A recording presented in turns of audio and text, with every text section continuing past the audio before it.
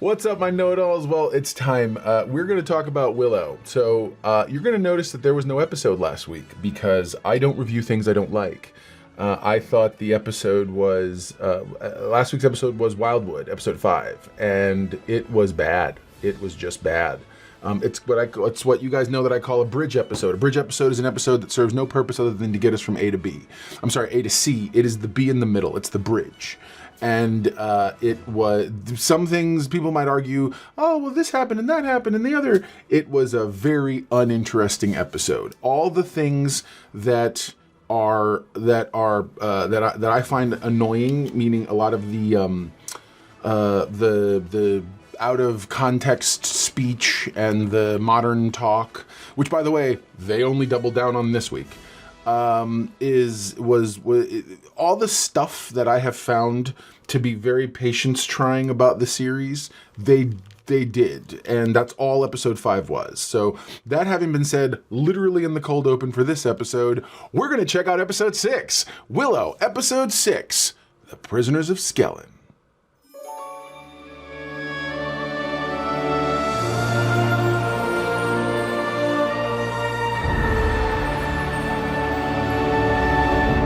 After being ambushed by trolls, the party must rescue Kit and Willow from the troll prison Skellin, where they find a man posing as a legendary Madmartigan, only to uncover that he actually is the self-styled troubadour Allagesh, who, like Boorman, left Madmartigan behind a long time ago.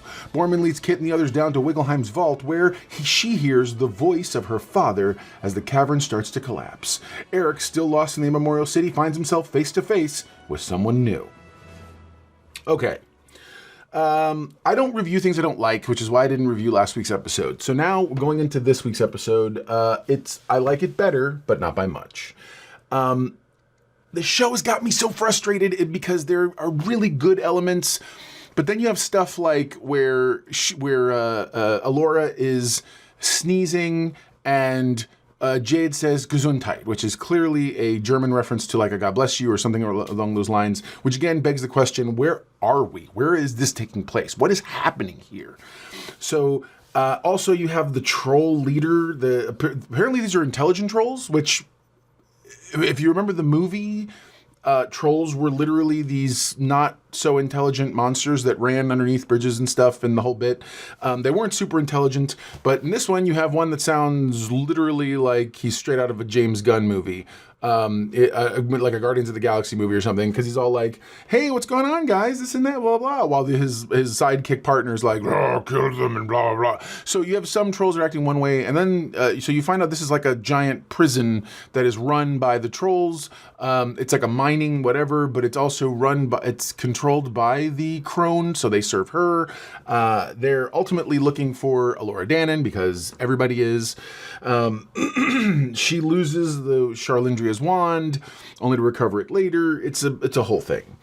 So Willow and I missed, and probably because I was frustrated, I did catch the whole they were being attacked by trolls. However, I missed the part where the trolls took Kit and Willow prisoner and everyone else escaped.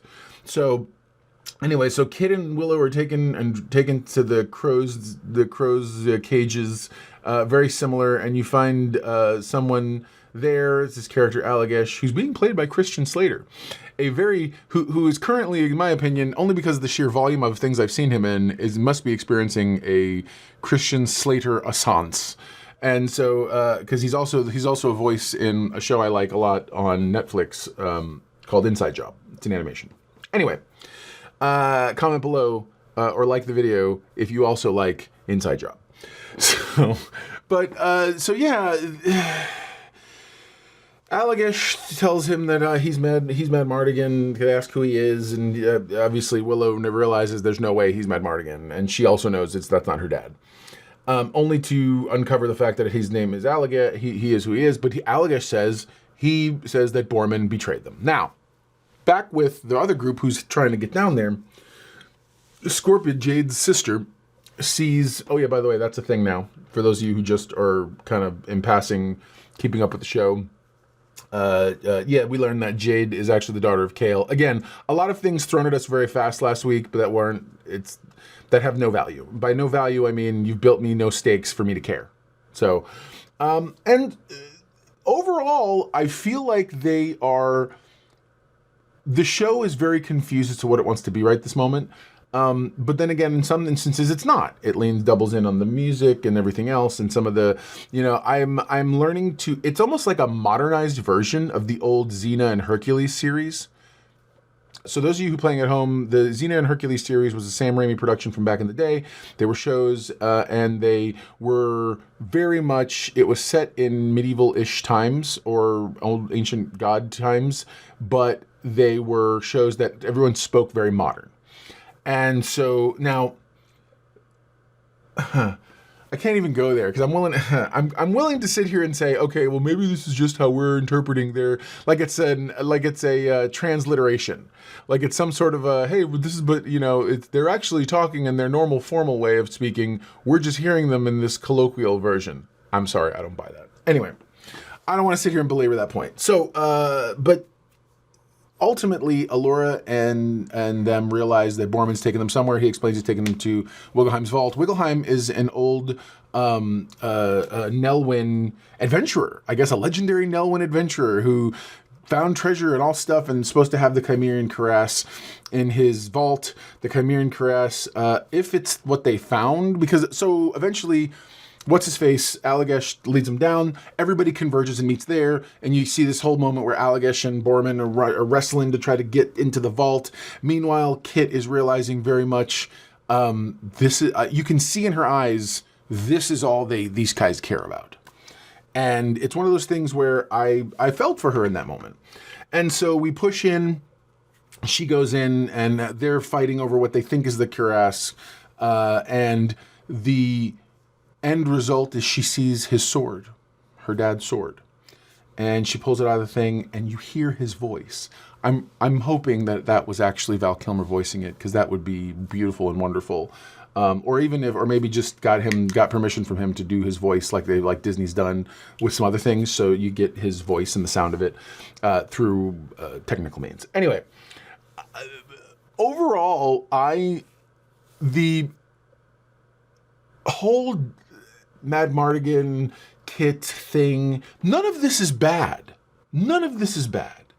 My issue at the moment is, does the show have time for this, and why wasn't any of this stuff littered in sooner? Everything feels like I feel rushed.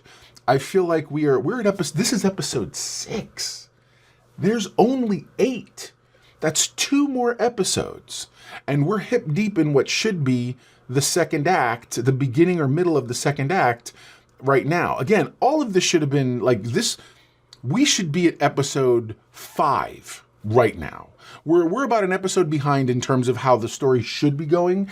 And by story should be going, when I worked in television, there are beats you hit at certain intervals. The idea being it carries you forward. Otherwise, you find people feeling the way I feel, which is what's happening? Why is this where we're at in this moment? And so eventually they're escaping, and they go down to this one area, and Allagesh tells her, because he come to find out not everybody's a complete scoundrel the way they all think they are. Boorman's trying to make up for the fact that he left Madmartigan behind, because it wasn't done apparently maliciously, but it was definitely cowardly. And Allagesh is the same. He feels like he wishes he could have gone with Madmartigan, but Madmartigan wouldn't let him go with him.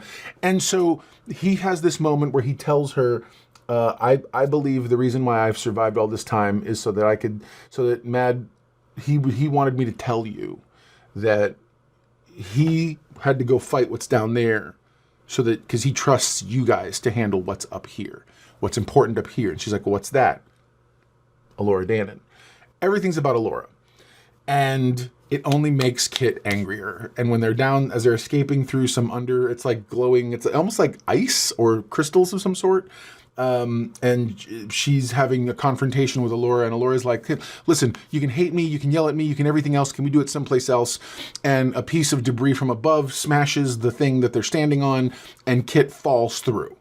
as soon as she falls through, the thing starts to, through black magic or boiling whatever, seal up. And she's now underneath. Willow's trying to use his staff, but it's not powerful enough, and she backs up, and she finds Charlindria's wand that she had dropped, and so she starts doing the same spell,